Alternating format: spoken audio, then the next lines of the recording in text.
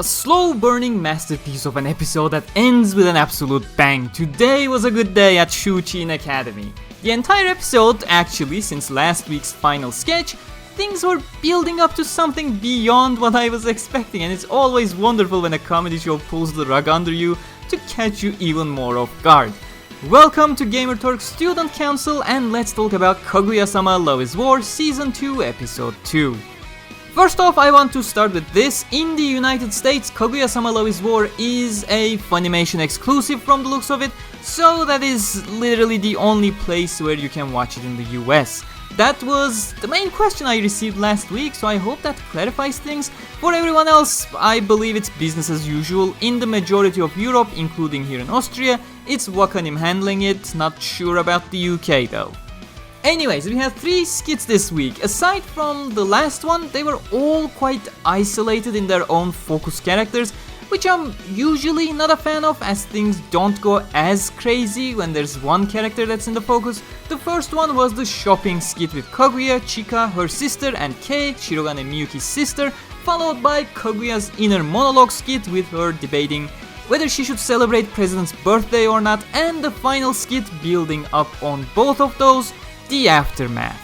My favorite, as you probably could have guessed, is the final skit, the aftermath of the birthday celebration. The first 2 skits were not among my favorites, not that they were bad, they had great punchline moments, but they were very slow burners in a series where it's all about that fast pacing, except when romance takes over, which I guess there was the case in the second skit where Kaguya was in her mental courtroom. But I personally did not find the first 2 all that particularly engaging. But to be frank, I phrase my opinion this way solely because they presented these 3 different scenes as 3 different scenes instead of a one collective, cohesive episode, since the first 2, as well as the one from last week, were effectively the build-up for this episode's finale, which paid off wonderfully, mind you. It's just that if I have to consider them separate, I have to point my opinions as such. Overall, I was very happy with the episode. Okay, let's start with the shopping stuff. The highlight was probably Kei's attitude towards Miyuki, but also Kaguya's reaction to the similarities between Kei and Miyuki in the first place, and how she was borderline considering herself to be on a date with Miyuki as well as Kei. Otherwise, there were no standout moments for me here. Chika's sister being a maniac was chuckle-worthy. Chika being clingy was also chuckle-worthy, as it always is. But that was it really. No real abstract visuals like we get in some episodes, slow-paced overall, and more about introducing Kei as a character. I feel like this should have been a sandwich episode in the middle of 2 other episodes as a pace breaker, not an episode opener per se. But obviously that would have been impossible for obvious timing related reasons. Second bit, the birthday celebration, did have its standout moments though. For starters, I always loved the relationship between Hayasaka and Kaguya.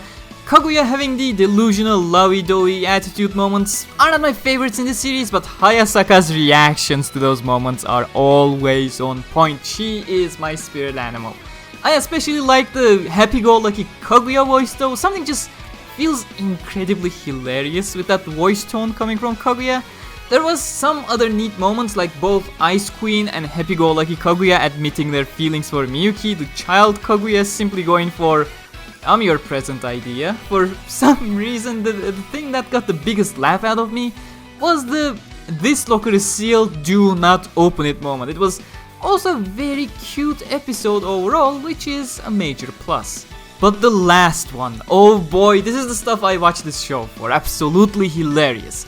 Both sides having endured an embarrassing moment the previous day, now trying to use it as a weapon against each other with layered tactics and some help of sheer luck and the perfect timing of things. Just like I talked about last week, this skit has conflicts that you know are coming, but it twists things wonderfully to pull things into unexpected outcomes. I was expecting Miyuki to use this as a weapon against Kaguya, but despite how much he's torn inside, which is hilarious on its own for him to go back and forth, he chooses not to. Well, Kaguya is not that weak-hearted, is she? I love the moment Shirogane realizes she already set Chika up to utterly destroy him in the first place before even entering the room. Chika is just the best ticking time bomb there is, and is the perfect catalyst for these kinds of moments. I love how she non-stop interrogates Shirogane while we constantly hear his inside screams. There's something with the way this show uses internal screams, by the way. I have never seen a more effective use in my life. The voice actors are incredibly committed to these overblown reactions too, which just sells the internal screaming even more. But then Shirogane just wipes it all off and goes on the offensive to turn Chika around, this time to put pressure back on Kaguya, and just when it's time, my man comes in. Ishigami. Can't believe Ishigami is becoming my favorite character so far.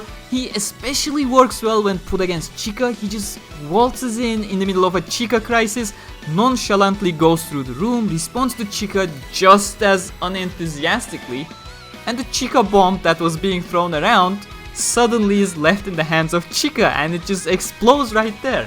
This guy is just a comedic genius mastermind right here with the best delivery and best timing all around. Everyone else, they need some specific person to work off of. You can put Ishigami against anyone and he'll be the most hilarious thing on screen without an exception. And then Kaguya goes ahead and seizes the opportunity, completely turns against Chika and blames the entire issue on her.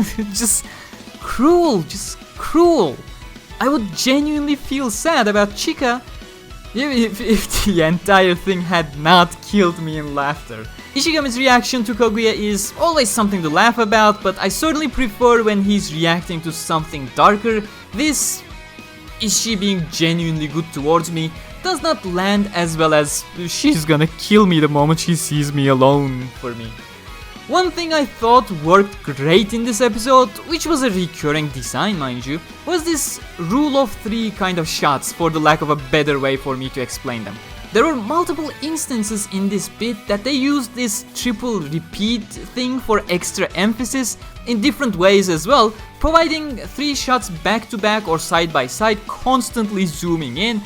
It genuinely feels like a small thing to point out, but it's mostly the small things that are perfectly executed that makes or breaks comedy things, and this was one of those minor things that greatly enhanced the hilariousness at all the right moments in my opinion. But yeah, that's all I got for this episode. As an episode, it was really a good one that set up its climax greatly. I just wish it hadn't acted like it was 3 separate skits, but that's just a nitpick. Last week's final episode would work great as a part of this episode too, but time constraints can be a pain, so that's understandable, no complaints there. Especially the final skit being my favorite and an absolute blast to watch. This episode was really great. What was your favorite moment from the episode though? Like an exact moment I'm asking for, not something general. Doesn't have to be a joke moment either. Personally, my favorite was the end of the second skit when Kaguya crawled at the door and Hayasaka was comforting her. That was a really wholesome moment. That I just realized I didn't even mention earlier in this video. Let's act like this was on purpose, and from here onwards I will single out my absolute favorite moment of the episode at the end of videos while asking for your opinion. But yeah, hope you like this and make sure to subscribe for more. To be frank, making simple review videos is so much easier than having to read 50 pages from the book to make an analysis/comparison type video.